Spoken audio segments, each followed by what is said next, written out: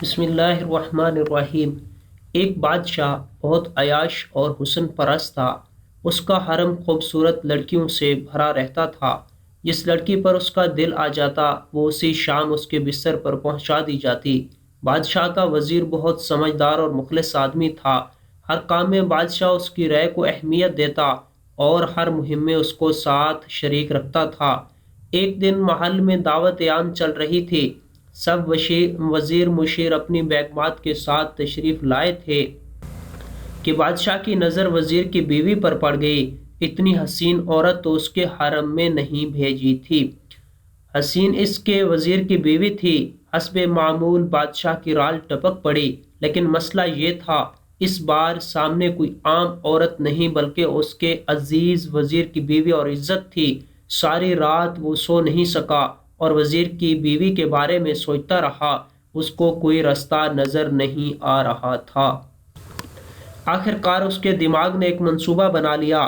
صبح ہوئی تو بادشاہ نے وزیر کو دربار میں طلب کر لیا اور اس کو خط دے کر کہا کہ یہ خط فلاں ملک کے بادشاہ تک پہنچانا ہے، لیکن یہ خط تم خود لے کر جاؤ گے۔ اتنے خفیہ خط کے لیے تمہارے علاوہ کسی اور پر بھروسہ نہیں کر سکتا۔ وزیر نے ہمیشہ کی طرح بادشاہ سے کہا کہ حکم کی تعمیل ہوگی، آپ کا خط میں خود حفاظت سے پہنچا کر آؤں گا۔ اگلی صبح وہ سو کر اٹھا اور اپنی بیوی سے مل کر ایک لمبے سفر پر روانہ ہو گیا۔ بادشاہ کو جب اطمینان ہو گیا کہ وزیر سفر پر نکل چکا ہے تو وہ محل سے نکلا اور ٹہلتا ٹہلتا وزیر کے گھر جا پہنچا اور دروازے پر دستک دیے بغیر اندر داخل ہو گیا۔ وزیر کی بیوی نہا کر دھوپ میں بیٹھی بال خشک کر رہی تھی۔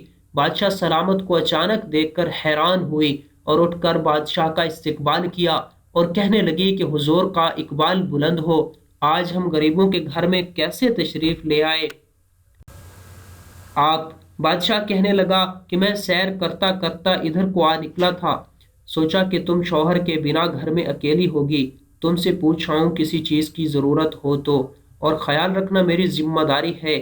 بادشاہ کی تواضع کی گئی۔ بادشاہ مطلب کی بات پر آ گیا، اس کے حسن کی تعریفیں شروع کر دیں اور کہنے لگا کہ تم جیسی حسین عورت میں نے آج تک نہیں دیکھی۔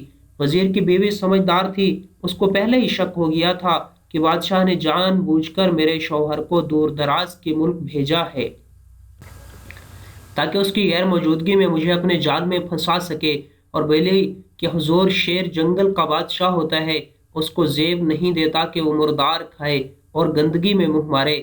جب حکمران خود لٹیرے بن جائیں تو عوام انصاف کس کے پاس لے کر جائے؟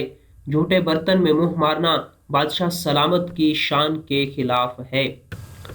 وزیر کی بیوی نے ایسی دانش مندانہ باتیں سن کر بادشاہ کو اپنی حرکت پر شدید افسوس ہوا۔ وہ اٹھا اور باہر نکل گیا۔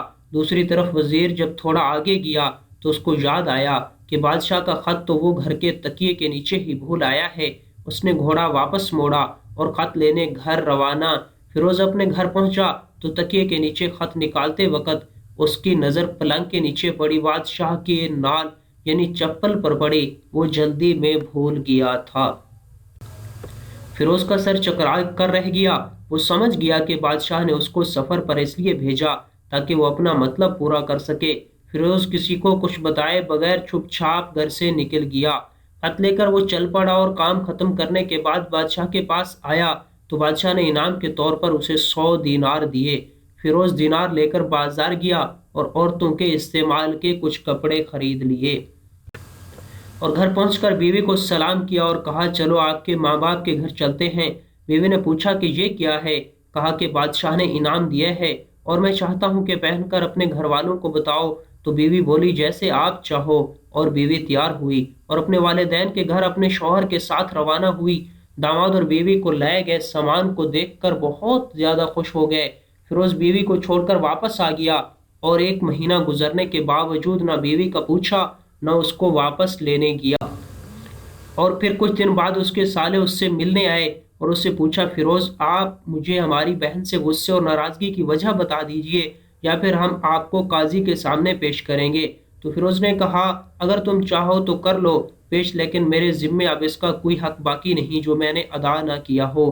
وہ لوگ اپنا کیس قاضی کے پاس لے گئے تو قاضی نے فیروز کو بلایا۔ قاضی اس وقت بادشاہ کے ساتھ بیٹھا ہوا تھا۔ لڑکی کے بھائیوں نے کہا کہ اللہ بادشاہ سلامت اور قاضی کو قائم اور دائم رکھے۔ قاضی صاحب، ہم نے ایک سرسبز باغ پھلوں سے بھرے ہوئے اور ساتھ میں میٹھے پانی کا کنواں اس شخص کے حوالے میں دیا، تو اس شخص نے ہمارا باغ اجاڑ دیا، سارے پھل کھا لیے اور درخت کاٹ لیے اور کنویں کو خراب کر کے بند کر دیا۔ قاضی فیروز کی طرف متوجہ ہو کر پوچھا، وہ لڑکے تم کیا کہتے ہو؟ فیروز نے کہا، قاضی صاحب، جو باغ مجھے دیا گیا تھا وہ اس سے بہتر حالت میں انہیں واپس کیا ہے۔ قاضی نے پوچھا، کیا اس نے باغ تمہارے حوالے اسی حالت میں پیش کیا جیسے پہلے تھا؟ انہوں نے کہا، ہاں، ویسے ہی حالت میں واپس کیا ہے، لیکن ہم اس سے باغ واپس کرنے کی وجہ پوچھنا چاہتے ہیں۔ قاضی نے کہا، ہاں فیروز، تم کیا کہنا چاہتے ہو اس بارے میں؟ فیروز نے کہا کہ قاضی صاحب، باغ میں نے کسی بغض یا نفرت کی وجہ سے نہیں چھوڑا، لیکن اس لیے چھوڑا کہ ایک دن میں باغ میں آیا تو اس میں نے شیر کے پنجوں کے نشان دیکھے، تو مجھے خوف ہوا کہ شیر مجھے کھا جائے گا، اس لیے شیر کے اکرام کی وجہ سے میں نے باغ میں جانا بند کر دیا۔ بادشاہ جو ٹیک لگائے یہ سب کچھ سن رہا تھا اٹھ کر بیٹھ گیا اور کہا، فیروز، اپنے باغ کی طرف امن اور مطمئن ہو کر جاؤ، ورنہ اس میں کوئی شک نہیں کہ شیر تمہارے باغ کی طرف آیا تھا۔ لیکن وہ وہاں پھر نہ تو کوئی اثر چھوڑ سکا، نہ کوئی پتا توڑ سکا اور نہ ہی کوئی پھل کھا سکا۔ وہ وہاں پر تھوڑی دیر رہا اور مایوس ہو کر لوٹ گیا، اور خدا کی قسم، میں نے کبھی تمہارے جیسے باغ کے گرد لگے مضبوط دیواریں نہیں دیکھیں۔ تو فیروز اپنے گھر لوٹ آیا اور اپنی بیوی کو واپس لایا۔ نہ تو قاضی کو پتہ چلا اور نہ کسی اور کو ماجرا کیا تھا۔ کیا خوب بہتر ہے کہ اپنے اہل و عیال کے راز چھپانا، تاکہ لوگوں کو پتہ نہ چلے، اپنے گھروں کے بیت کسی پر ظاہر نہ کرو۔ اللہ آپ لوگوں کی اوقات خوشیوں سے بھر دے، آپ کو، آپ کے اہل و عیال کو اور آپ کے مال کو حفظ و امان میں رکھے، آمین۔